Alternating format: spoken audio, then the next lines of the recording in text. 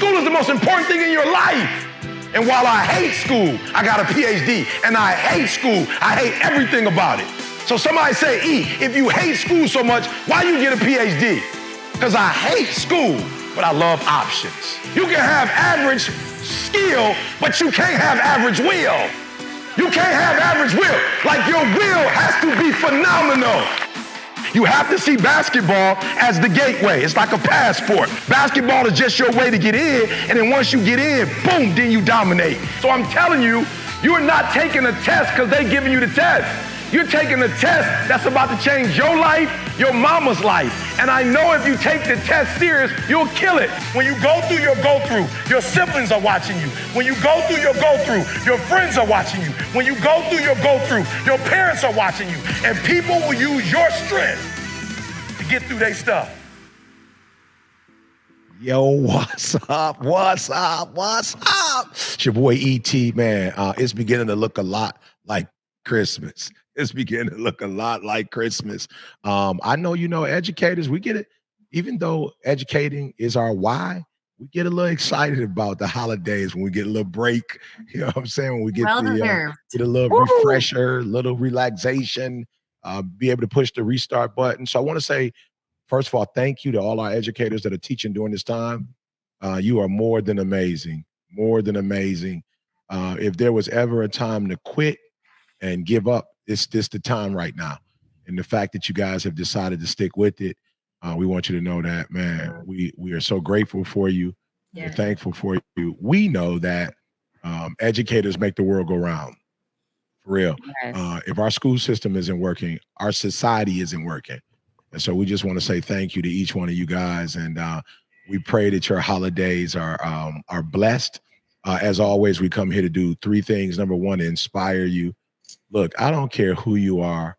When you're in the funk, when you are experiencing anxiety or stress, you just can't operate at the highest level. I don't care how talented you are. You're not going to be able to give your best. And so we're here to, be that inspiration for you. So when you go in the classroom or as you're doing things for the classroom, or school districts, you're at your best, right? As always, we want to drop some insight, some things that we've learned during our experience, some stuff we're reading, stuff we're experiencing, things we're learning from others who are in the classroom. Then, of course, our special guests. We hope you're going to get one nugget. And I'll be honest with you guys, I left Dubai, and when I came back, there are some things I learned, and man, just my whole company is going to be so much better from the one nugget. Just the one nugget, like listening to somebody, hearing somebody. And what I try to do, I don't know that it's unique or special, but when I have to speak, I try to go to the conference and learn. Like I try not to just go and speak when it's my time to speak and leave after I finish. I try to go early, listen to a couple of presenters. I try to stay later, listen. And let me tell you something, I got some nuggets that not only refresh me and revitalize me, but it's also going to allow me to restart. And then, of course, like I said, we just want to be the place that you go to. Right? When you need answers, you need support, you need refreshing. You're like, I'm tired of hearing all that negativity. I'm tired of being around people who only see the glass half full. I'm just the draining from the school system. Sometimes being in that environment, people, getting hurt that we think about. And shout out not only to the Oxford school situation, there are things that are happening in other school districts that are not being publicized that we don't know about. And so our heart goes out to you as well. There's schools where it's just fighting, or schools where there's tension between educators, or whatever the negative vibe is. And we want you to be able to come here and know this is a positive space. Like there's no negativity, no bad vibes here. It's all good vibes. And hopefully you can grab some of these good vibes and take them back. Let's get going. Katie, where are you? Or where are we? Where are we? What are we talking about today? Yeah, we're in a series right now about innovative education. How can we be more intentional or continue our intention with being innovative? So last week we talked about the DISC assessment and how we can use that in the classroom. And I think before we move on to a new topic, right, Val, we're going to have somebody share about how that has worked in their classrooms or their building. Actually, the building and at the district level. So are we ready for Dr. Miles yet? I Yeah, think we are before we hit a new so topic, ready we for want to that. hear more about Can that, Can you, right? yeah, All can you right. introduce him to us? I'm ready. Yes. Okay. So Dr. Miles, he is the principal. I have to read it so I can get this right. Yeah. Memphis Eat that Academy. mic though for me, Val. Eat that mic for me. I want to be able to hear you. I Here need to we get go. the intro. There we go. See, that's the language I learned from E. Eat the mic. He's like, wait, eat what? Yes, we got it. All right. So he is at the Memphis Academy of Health and Sciences High School, and he is in Tennessee, of course, right? So he's been there 4 years. He was a professional learning coach before this, as well as, look, he started teaching in the Bronx, y'all, in the Bronx, and ended up in Memphis. I can't wait to hear this story. So, Dr. Miles, where are you? Where are you? Hey, Hey, good morning. there he is. Good morning. Good morning. We're a Cardinals fan. Is that what I'm saying? Hey, yeah, I got to figure out what side it's on. Yeah, right there. Yeah, big Cardinals fan, big baseball fan, Look, high school baseball coach. look, yeah, you're I see doing it that all. Coach Miles in the background. There it is. Yes, I Mhm. love it. So look, we came out. It was about 2 weeks ago, maybe a month ago, not even a month yet. So we Not came even. out and we did the disc assessment with your leadership team as well as with your teachers. So let's talk about the experience. We shared it, but before you talk about that, tell us a little bit about you, and then we'll get to the disc. So talk to us. So, you heard in the introduction that I started teaching in the Bronx, and that came about because I was a professional actor for 11 years. And then I decided it was a real novel idea to be able to eat and have health insurance and actually have some steady work. And so I was actually riding on the subway in New York, and there were all these black and white ads on the car, and it was about becoming a New York City teaching fellow, and it said things like, no one ever goes back 10 years later to thank a middle manager. And so they were appealing to people to leave employment and fill the number of vacancies in the teaching world there in New York. And the issue was, at that time, the state of New York had said that in order to have a teaching license, you had to have a master's degree. And they did so as a way to sort of move some of the antiquities out.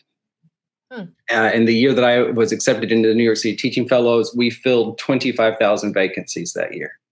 Wow. I mean, that's a number that just still to this day blows my mind, that there were 25,000 vacancies, because New York City Board of Ed is the largest school district in the nation. And then for 25,000 teaching vacancies that we were able to fill, really impacted me. But it was interesting because, there I am, young, and from Arkansas, from Jonesboro, Arkansas, nevertheless, a city that is, not big.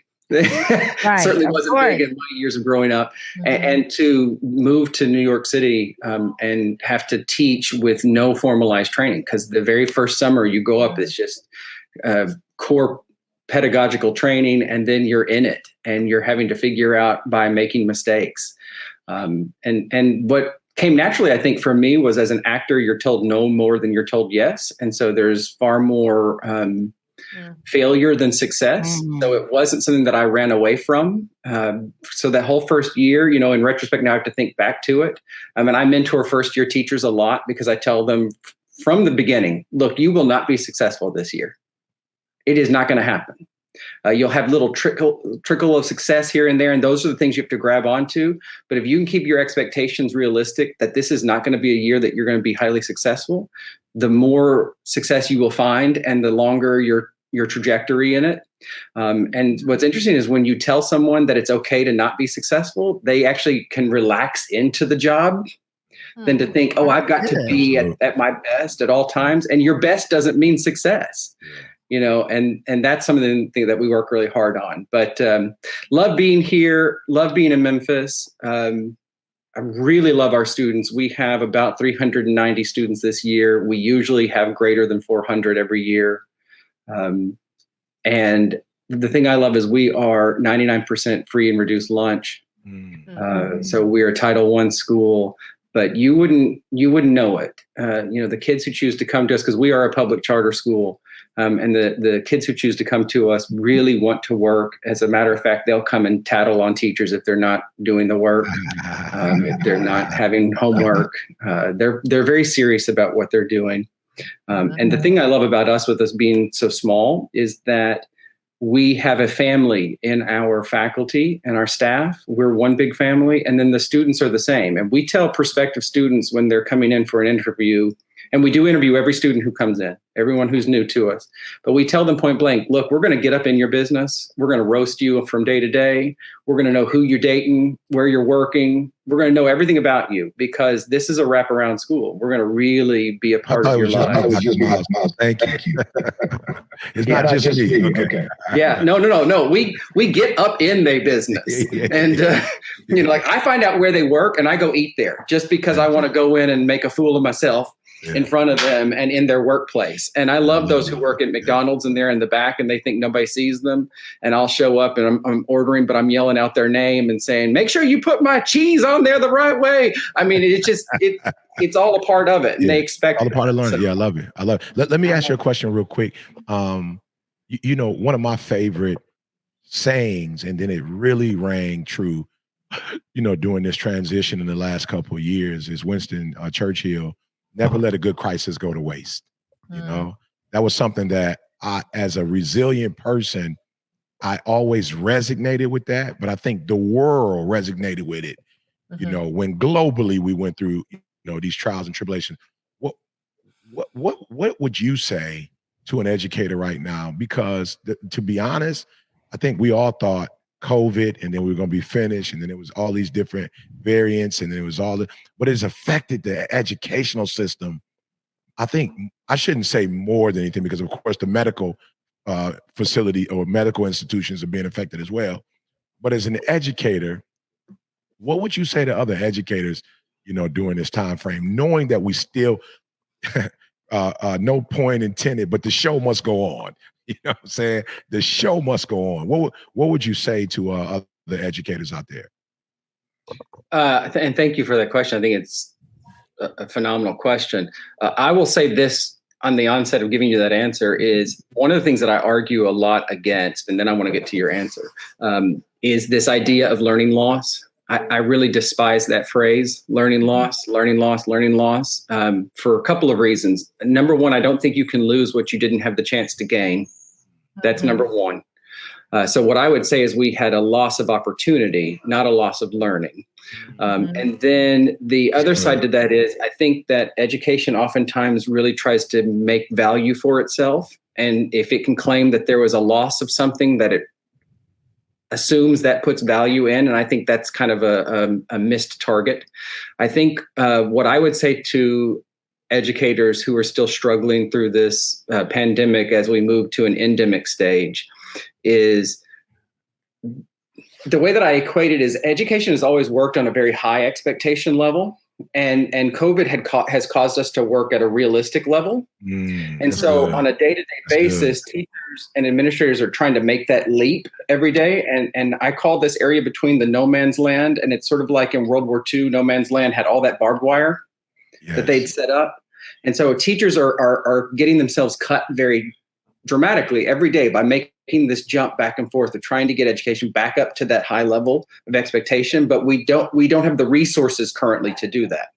Now, that's not to say that we should all, bemoan the fact that we don't have these resources.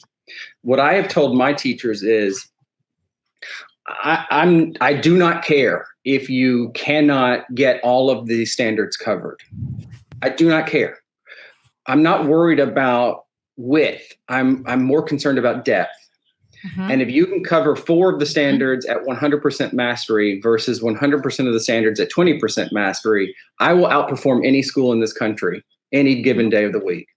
But here's the other key component, and this is what is really critical. And this is where that seizing upon the crisis of the opportunity that was presented to us, you cannot teach and impact learning. You cannot ever get a student to mastery if you don't have that connection to the student. And what COVID allowed us was ample time that we could connect with our students on a personal level that then allows them to open up those resources that they have, what you all call superpowers, which I just love, and allow them to utilize those to really reach that mastery level. And so that is that's what I'd say is, hey, stick it in, stay in there, but use this time to make those personal connections. Got it. Love it. Love it. Let's talk about those superpowers. So with the DISC assessment, how was it when we worked with the leadership team? How did it impact you guys? And what did you guys get from it? He was all in their business with their superpowers. He got to get all in their business. And what's so funny is you say that, but I had warned them going into it because my assistant principal, Autumn Peterson, just loves you, E. She follows you. She's all about E. And she came in and she told me, she was like, look, man, I don't know if we have the money, but we really got to get these people out here. I don't think we could afford E, but what can we do? So I start looking around because I'm a person who does not accept no. No is a real hard thing to take. It's like, you got to tell me no a couple times before I believe it. And so I'm looking at the budget and I'm saying, you know what, I think I can make this happen. And I found your extreme teachers and I was like, this is exactly what we need. So we got on with Val 2 times before we had it all worked out. And then I told my executive leadership team, who I just serve on, it's not mine, it's the executive directors, but it is mine. We're all ownership of it. But I had told them, I said, you have no idea what's coming. You really have no idea. And I just want you to be open to it. I just want you to dig in and allow the vulnerability to be there. Because that is something that we've worked on or had been working on for about a year now, is this sense of productive vulnerability. In the teachers and in the administrators. And we were challenged with some breakdown of communication in our executive leadership team. I know this is not like, it's not just us, it's really everybody, and we get this. So we had the breakdown of communication with the inability of us to effectively work together, which the DISC assessment allowed us to take it from our behaviors and our expectations to changing that mindset and that view into what do I need to give to this other person so that they can unlock their superpowers. And it's not about me. It's about when I'm working with one of my people on that executive leadership, that senior leadership team, what resonates with them, because I need them to be able to be great, because that will allow me to be great. So it is selfish in the long run, but it's not all focused on you as you come out. The greatest thing that we learned was just tapping into that other person's superpower, what makes them great, and allowing that to lead how you go about it. And they were, by the way, they did a great job. I was real pleased and impressed with how they came into that meeting, and we all sat in that room, and I knew it was going to be intimidating for some of them because some are closed off. Yes. It certainly was not intimidating for me. I was ready. I was pumped, but hey, listen, I oversell and all those things. So, those are some of my superpowers that are also some of my weaknesses. Absolutely. That I learned in that. Wait a minute. I'm sorry. Weaknesses? Oh, I'm sorry. My limitations. My limitations. That's correct. That is correct. Yes. Powerful. That is good. E, you good? You want to ask another question, E? No. That, for me, when he talked about getting in, their business, I just wanted to ask that first question because I know that the assessment, whether people realize it or not, it is the ultimate way to get in somebody's business. Like, it is the ultimate way to really know, like you said, what makes that person tick. And I think as educators, again, we don't mean any harm. And I want to say, even as a parent, I have adult children now, even as a parent, you want to, as much as you can, put them in a certain space. But it's like, if I don't know who you are, if I don't know what makes you tick, and if I don't know how to get out of your way, I think that's a critical piece. As a parent, I had to learn, man, how do I get out of my kids' way? As an educator, how do I get out of these kids' way? Because at the end of the day, if I continue to have to, I don't want to use the word, this is the word, not dominate, but facilitate. And somehow as teachers, we don't mean to do it, but we find ourselves dominating the classroom, dominating, the experience, dominating the lesson plan, again, as a father, dominating, and my children, they're blessed. Their mom isn't passive, and their mom doesn't deal with me in a passive way. So they have been, They've had experience with not being afraid to speak their mind, right? And I'll never forget, my son said to me once, Dad, I wasn't homeless. I did not have my father in my life. Oh wow. I'm first generation wealth. So a lot of the stuff you're telling me, it doesn't apply to me. That was your experience. Like I don't have that experience. So you can't give me that education. That is not relevant for me. I have my own bedroom, my own bathroom. So some of the stuff, I feel what you're trying to do, but you can't educate me on an experience that's not mine. And so that conversation I had with my son really helped me to say, yo, sometimes it's best for me just to get out of the way. Because as an educator, I want to be so involved and so engaged. As a person, I want to place my energy there and help you. But there are times when I got to get out of the way. And what the assessment does, it shows me how I can get out of the way. It's like, yo, that's their strength. They don't need you over there. They don't need you doing this. They don't need you doing that. Like, get out of the way. And yes, they may be experiencing some challenges that you didn't want them to experience. But for my son to have his homelessness, he has to have his challenge. For a student to have their breakthrough, sometimes I can't give you a break. Sometimes I can't, give you a extra credit. Sometimes I can't give you another shot. Because for you, when I look at your superpowers, you falling on your face and learning from your experience is the best way for you to learn. It's so funny, and I have to be careful, what I say. But I have some young men who probably in their 30s, they're my mentees in business. And there's some things I was just saying to those guys about, not being flashy or whatever. Well, they had an incident where somebody got robbed, and it was a beautiful thing. Not that the person got robbed, but I was able to say, this is what I was trying to tell y'all about. You know what I'm saying? But I understand that you're the type of people that my daughter is the type of person who she doesn't need her own experience to learn.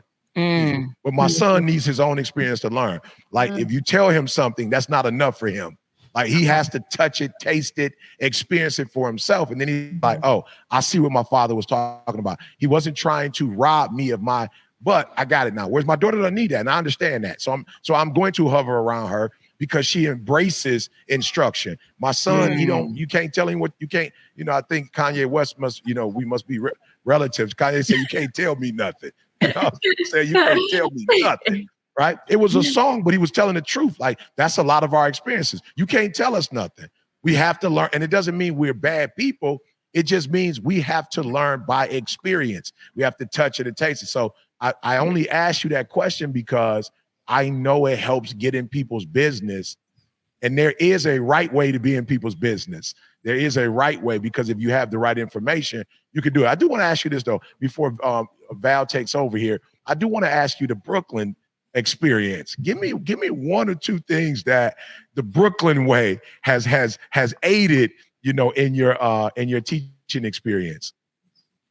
Because we all don't get to go to Brooklyn. We visit Brooklyn and we know about Brooklyn and its influence, but we don't get that, that everyday experience. And you had that.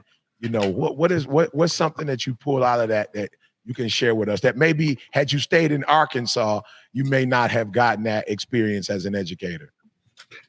I mean, if for nothing else, it was definitely an exposure to multiple cultures in one room, for sure. And also it allowed me a different view of poverty. In Arkansas, we had rural poverty, which looks completely different from urban poverty. Yeah. And the students of poverty in New York, what struck me was, I took a group of them into Manhattan to go to an opera. And they thought we went to a different state because they had never left the locus of their neighborhood. Wow. And that was a big thing for me because, I did not grow up in poverty. We came over to Memphis a lot to shop. I mean, when we came to Memphis, I was told to hold on to my mother's hand because I thought it was this bad place that I was going to get kidnapped from. Little did I know that no one in Memphis wanted to kidnap a kid from Arkansas. But when I went to New York, it was just a different thing. And I was exposed to things that I would not have been exposed to had I stayed in Arkansas. I didn't know about drug mules. I was not prepared for an elementary student to come in with a backpack full of cash because they had already dropped something off that morning and were taking the backpack home that afternoon. Wow. So it was just real. And then when you have to face those things, you really question the value of what you're teaching. Yeah. Because it's really important. Yeah. And then you connect it to the kid, because if you're just teaching the 1, 2, 3s, but the kid's not going to pick up on that if they're running the drug run every morning. Yeah. That's real.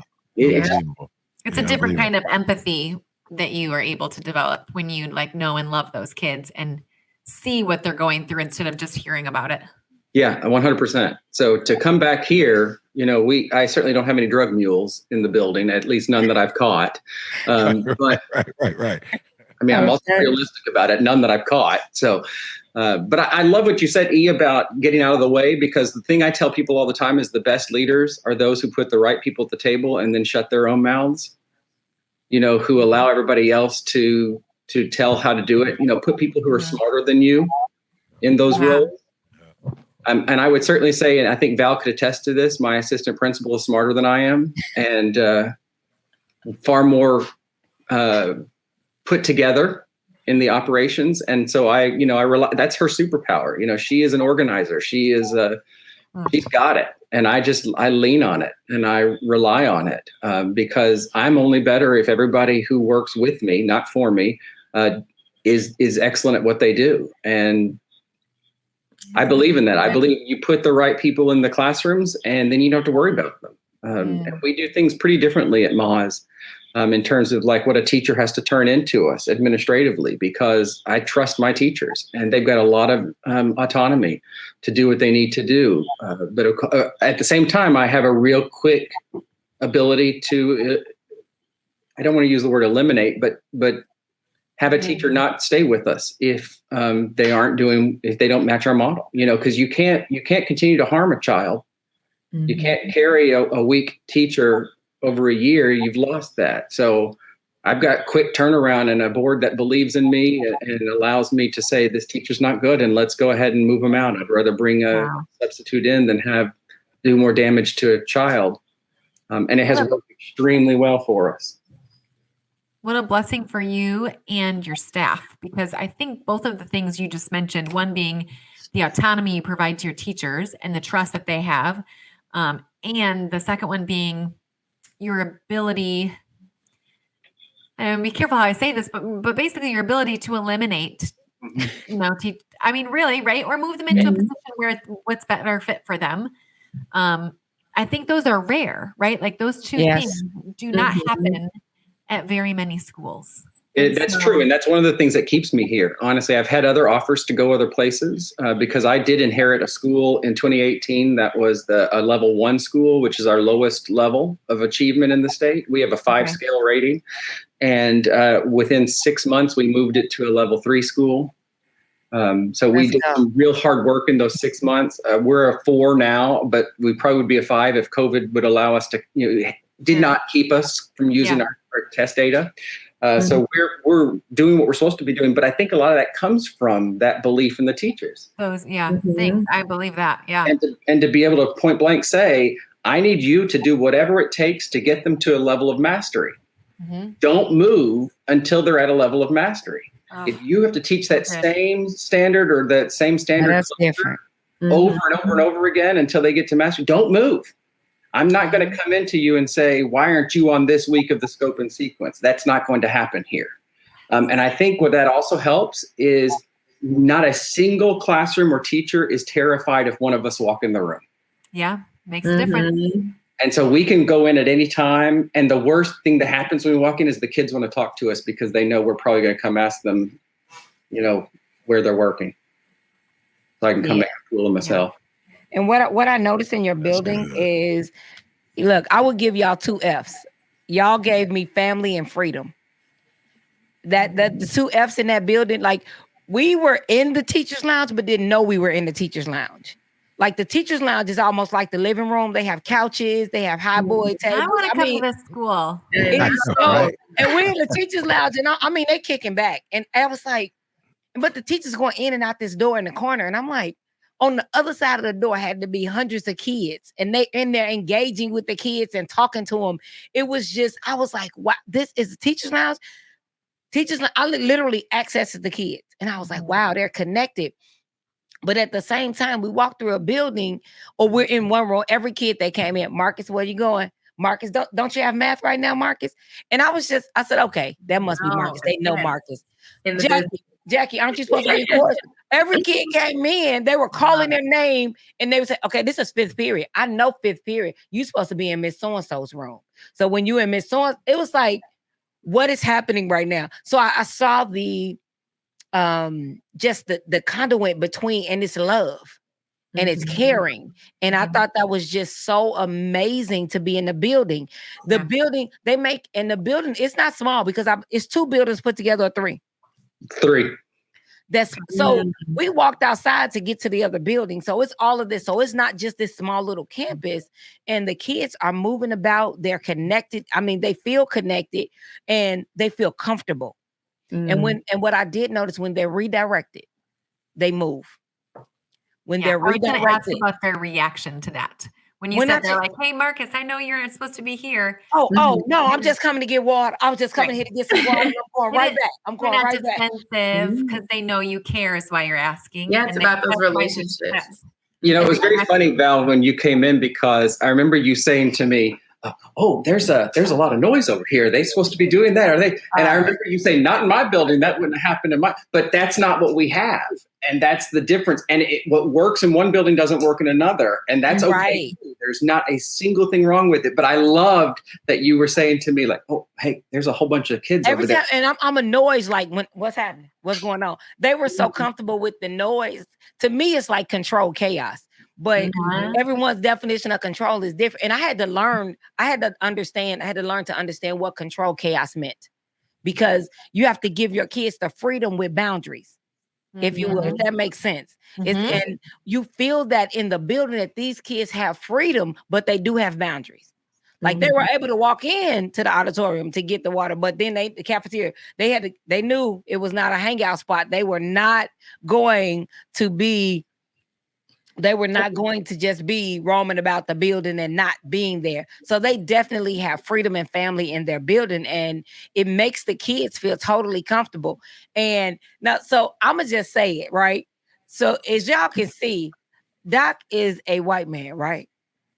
His school has I couldn't see that. But I'm just saying, when you get in his, he's way not. But if you get in his building, it is what, 90, what do you, 90, what? 8% African American. Wow, that's correct. And when I'm telling you the connection, the kid, I mean, he playing jokes on them. I don't know why they got a mirror that when the sun come on it changes, and he stands in this mirror. They don't know he on the other side of the one-way mirror. And when they in the cafeteria thinking they being cute, he knock on it and scare them. He just do it. It is on the other side. Yes, he on the other side. And he'll clap on it or call their name and they leave.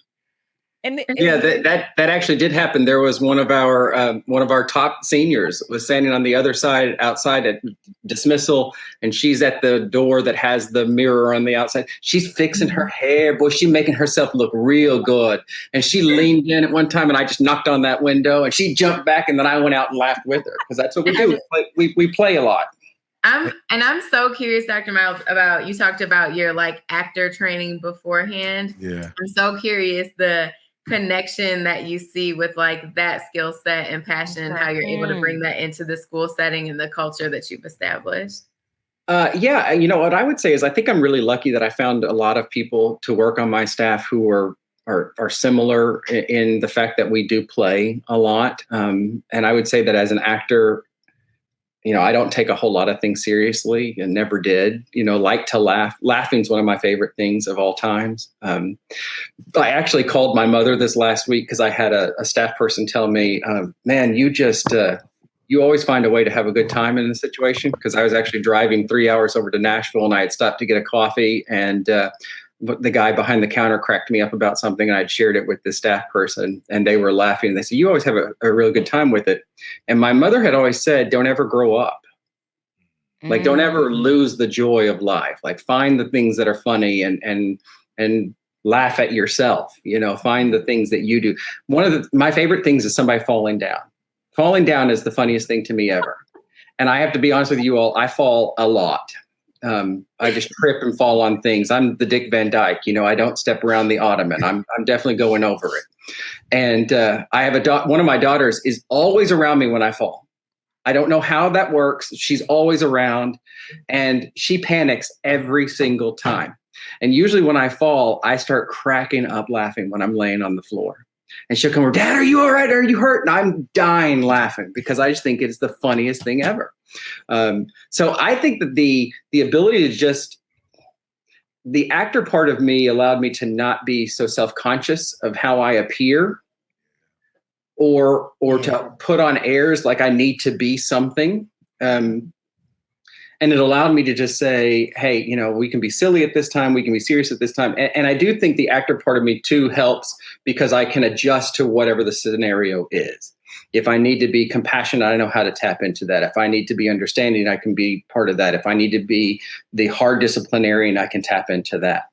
But I did find people who serve on the team with me who have values of all of those things in different strengths. And so we all rely upon each other to get that done. And I'm just a people person anyway. Yeah, no, that's great. It just is. Yeah, no, that's great. And my disc said so too. Oh no, hey, I didn't need your disc to tell me that. I didn't need your disc to tell me that. Maybe it's because I know it, but I wanted to say to you, and then I guess Sam can speak, Katie can speak to this, but I think one of the greatest misconceptions in learning is that you have to be from the same ethnic background. Right. Yes. Or that there is a innate, gift or innate advantage.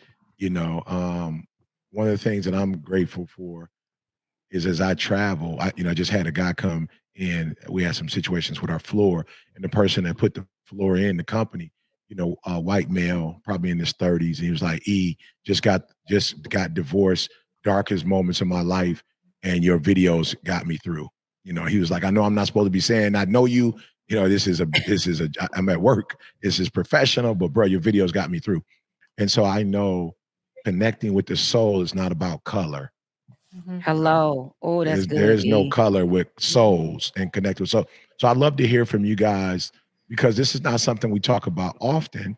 Matter of fact, I think this is probably the first time we've actually mentioned this, but I'd love to get you guys' perspective on what do you think teachers who are out there going, "I can't connect because they're not from the same, we don't have anything in similar." The fact that you're human, right? And I don't think any human has the exact same things in common. Even if you have a twin, I don't think you guys, I don't think you share every experience like, but what would be some of the things you would share with that educator who feels like, "I can't teach them because we don't have the same ethnic background"? What I love is that you all joked about me, being white, and we laughed about it because if you ask the students and the families here now, they probably say, "No, he ain't white." In fact, my assistant principal says that all the time. She's like, "You're not." And what I tell teachers all the time, and by the way, we have a lot of Caucasian teachers on our staff. A lot. And they connect perfectly fine, because at the end of the day, here's the key to connection, right? And this is what the DISC assessment tells us. This is what all the work that we learned with the visit from Val and from Brandon. It is not about you. Yeah. So you can be white, brown, red, green, purple, whatever. It's not about you. The way to connect with a person is about the other person. Yes. And your own experiences only give you a color. They only give you a point of view. They only give you a frame of reference. But if you genuinely connect with the other person on the levels that they need, meaning the other person, again, not you, then teaching or connecting to a person has zero, well, let me say 1% to do with your background. So I just never buy into a teacher saying, I can't connect with the kid. Well, then you are not attempting to connect with that student. Listening. That's perfect. Yes, you are not listening. It's about listening. You are not asking the right question. That's it, Katie. You are not digging in the right way. And what we do a lot of is to help teachers understand, how do you make that connection? Because, Val was saying, we do know all the students. I'll walk through and I'll call them by name because I know them and I get to know them. But that's how I connect to them. And on top of the students, I get to know their families. Yeah. I got to sit yesterday with a grandmother who's raising her grandson, and he is in the 10th grade with us. He's struggling with the class, but as it turns out, he's struggling with the class because he did not tell grandmother what supply he needed, because he didn't take it upon himself to go figure out what that supply was that the teacher kept reminding of. Well, this is an opportunity for us. We taught him a great lesson yesterday, and it wasn't about the subject of the classroom. It was about being accountable for yourself. Absolutely. And what you did, that had nothing to do with race. Yeah. It was all about what he needed. Yeah, no, I totally agree with what you're saying, Dr. Miles. And I had similar sentiments when I was teaching. And, after a while, kids are like, Miss Lurie's not white. And I think it's because, well, yes, like I am white. And I also have to know that there are certain things, right, that come with whiteness and privilege in certain areas. How do I utilize that, right, in partnership with my students and families? But also with that, I think it's all about positioning yourself as a learner. And we're talking about experiences and even experiential learning like earlier. And the reality is I guess when students say that, like, you're not white, because there's a construct of what it means to be white. And I remember, one student telling me like, well, you don't act like this, so you're not white. And this is my perception and my experience with what white means. And so I think it's just like, when I think about that, and what they were saying is like, you're engaging with us, you're learning about us, you're coming to our church events, or you're coming to our community events. That's good. And so I think that, that is something that's care important for all teachers across all different backgrounds and whatnot, is how do you position yourself as that learner and go in and experience and collaborate in that way. So I love that you brought that up. You care. Yeah. That's what care. Yeah, that's what it really comes down to, I think, for me. That students can figure that out pretty quickly. They know if you care, if you don't. So in my experience, I've been in a classroom where a lot of students look different than I do, right? We all look different from each other. And I'm thinking, as we're talking about this, that one time I had a staff member say to me, like, he was kind of laughing, but he was like, I can't believe these kids like you. Like, he was joking with me, of course, but because we are different. Like this, my students were very different from me. But he was pointing out, like, gosh, you guys really like each other. Like, you all get along so well. It's so interesting. He was saying, it's interesting to me that you are all so different, but you and your students really like each other. Like, you all get along. And I said, they know that I care about them. That's really all that matters. And the listening piece, that like, we are different from each other, and that is a really beautiful thing. And I want to listen to learn more about you, the things that are different from me, so I just think, and the students really don't care that much if we look different from each other. They don't care, as long as we care about them. I would prefer you to be different from me and care than to be like me and not care. Yeah, that's what matters to them. If I have an option. Right. And Katie, I think, just piggybacking off that really quickly, like I do, and I'm like from Lansing, Michigan, right? I'm not like from the country or anything, but I remember teachers like coming in and them sharing about themselves. So like a mutual sharing, kids would be like, do you know that Miss So-and-so has a horse back at their house? And like things of that nature. And so, you know, that mutual share of like, you know, just caring, but sharing and positioning. That's good. That's good. I know Val's about to wrap it up here. You know, we do our round robin as we always do. I want to say, Val, my last point as we wrap it up, this is not even about education, but I think you guys really just open up a floodgate for me, and that's educating my speakers audience. You know, of course, and Val is one of the coaches for our Game Changers, which is our speaking certification program. Yeah. And what just hit me was there's so many people who feel like they need to be like me to be a great speaker. And so I get, okay, you need to learn the traits of the greats. I get that. And I often share a lot of stuff, but today I want to share, oh, you'll never be as good as me if you don't care as much as I care.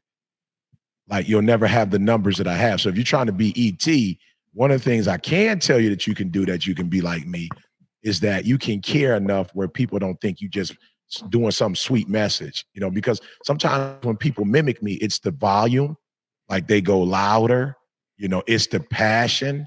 They do the energy boy that I do. And I'm like, ooh, I need to add something to it. It's like, yo, people are not, and I know people who I'm close to who go, well, they just, and I'm like, no, don't get it twisted. This is not magical. People know that I'm not speaking to make money. They know I'm not speaking because I'm trying to use them to get to a certain place. Like they can tell, like E would do this for free. As a matter of fact, I'm getting up at 3 o'clock in the morning doing something free every day. Like, and so this is good, guys. I know connecting, I know caring, but I don't always think about caring as an educational or an academic or a rigorous character. You know what I'm saying? Like I don't look at it as a characteristic sometimes, you know, but it is. Caring should be, there should be a course that we take on, you know, 101, 200 level, 300 level, 400 level. Like they should be a caring 101. There should be a caring 213. You know what I'm saying? A caring 353 and a caring 402. You know what I'm saying? Like that, and I'm going to talk to some of the people that I influence, but this is good, guys. Thank you so much. That's what I got out of it today. That caring should be more. It shouldn't just be a emotion. It should be a practice. Yeah. I love that. So you said a couple of things, but on my doctoral journey, I have I've gained the opportunity to coach, to supervise student teachers before they go into the classroom while they're doing their practicums and all of those things. So that's good, E, because I'm going to talk to them just about caring, and it's not just about the curriculum. You have to care. One of the activities that we do when we go in schools is we walk them through a process of moving from I to impact. You move from I to impact. And in your classroom, it's not about you. So you have to shift from I and understand the impact that you have in the classroom and utilize that in a different way. And when you stop focusing on this is how I look and this is how they look, we can meet in the middle. And we really don't even have to meet in the middle. Go meet them. You have to meet them to teach them. But at the same time, when you move from I want my classroom to look like this. I want to follow the calendar. I need to make sure this is done. What is the impact of rushing through the calendar? What is the impact of you not doing your classroom sitting a certain way instead of having flexible seating? What's the impact of what you're doing? And I think that is when you hit another level, when you start focusing on the impact of what you do. And how you do it. You'll start thinking, okay, how will this affect the other person? It's kind of like when you get married. When you first get married, you used to making decisions. I just go do this, go do this, go do this. But no, that's going to impact the house. So how does it impact the classroom? You have to marry those kids for 180 days, 183. I think Nell says 183 or 84. But you have to really take that on as a relationship. Just like you care about your spouse, you have to care about those kids. You have to know what they like and what they don't like. What's their triggers when they're sad? Like, I promise you, at the collegiate level, a kid walk in, I'm like, you not what's going on? And they're like, how do you even know? It's just something different about it. And I think once you connect, the correction, they don't mind it because they know you care. Right. So what starts with you is the caring is coming out the right way, but then you start working on the impact. And I think you can move your kids to any level. So I charge you with that. Start thinking about the impact more so than you think about the I. Definitely. Hey, E, can we go into the B's office now? You know, I love B's office. Oh man, let me tell you something. I absolutely adore. I didn't like going to the principal's office before. That probably had a lot to do with my decision making, you know. But as an adult, I love going to B's office. So yes, Val, let's go to B's office. All right, let's get it, B. Students on a personal level, which in turn led to higher achievement. And we've heard this concept before, connect before you correct. But the way that we talked about it today was a little bit different. And I think it's important to hear these examples. So Dr. Miles literally found out where his students worked and showed up. Think about that. These kids knew that their teacher cared enough about their lives that he showed up at their work just to connect with them for a few minutes. So get in the business of getting in their business just a little bit. Chances are they'll appreciate it because connection is the root of all of this. Last but certainly not least, number 3, what is your teaching philosophy? Do you know what it is? Do you have it defined? Do you have it written down? Because Dr. Miles was very clear. He said, teachers will not be afraid of administration when we walk in the room, and we will do whatever it takes to achieve mastery, whatever it takes. So even more so than what his specific philosophy was, my biggest takeaway personally was that he knew exactly what it was, that he believed in it wholeheartedly. All right. So figure out what you believe in as a teacher. What are your standards? What are your values? Spend some time thinking about it and let us know in the comments. All right. Now, a couple quick announcements. Of course, Auntie Val and myself have been on a PD tour. We would love to see your school on our tour list. So email info@extremeteachers.com if you want the Extreme Teachers solution to your school's challenges. And as always, visit our website, www.extremeteachers.com, to learn more about becoming a certified extreme teacher, take the DISC assessment, and explore all sorts of other products and services that can help you take you and your school to the next level. Now, of course, our teacher spotlight, we got to do this every single week to just continue giving the attention that these teachers deserve. But our teacher spotlight today goes to one of our certified extreme teachers, Ms. Consuela Harris. And when we asked her what she loves about teaching, she said this: I love making positive impacts on both my students and their parents through exposure to uncommon careers, communities, and cultures outside of their normal environments, as well as simply by being a resource and extended support system. I love to see the fruit in the form of young entrepreneurs, leaders, and educators produced from the seeds of love and knowledge that we plant. I love that quote at the end there. So big extreme teacher shout out to Consuela Harris. Keep being extreme and keep making that impact like you do best. Now, got a good one for you today as we close out. So, you know, I'm a part of this mastermind coaching group for entrepreneurs and things like that. And one of the lead coaches in this group, he's a retired Navy SEAL and a Navy SEAL instructor. So he's been on both sides, a student and a teacher in one of the most challenging schools that there is, right?